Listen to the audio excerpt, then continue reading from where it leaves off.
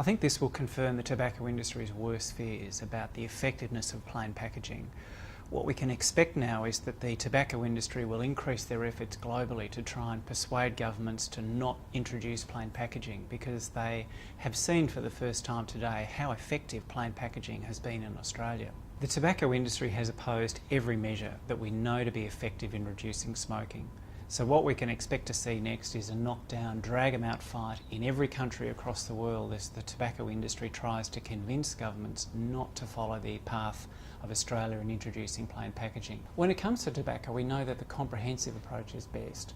That is, having plain packaging working alongside smoke-free environments, reduced tobacco industry advertising, increasing our investment in public education, raising the price of tobacco products, and making tobacco products less available. If we're doing all of those things, we maximise our chance of reducing smoking amongst adults, and particularly amongst children. Well, this research quite clearly shows that there's been no increase in the use of unlabelled, roughly processed chop tobacco. In fact, usage has been at about 3% right through the course of the study.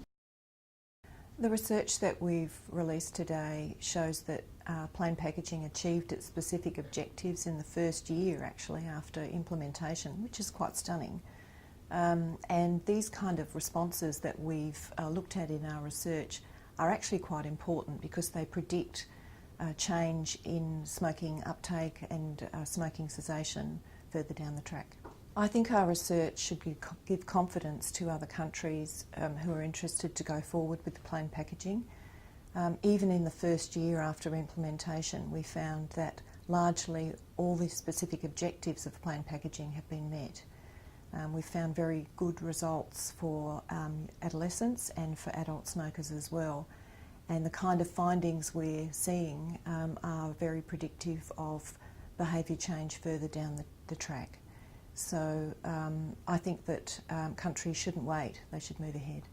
With adolescents, it's really been the combination of the debranding of the packs and the larger graphic health warnings that have acted together to make tobacco less appealing.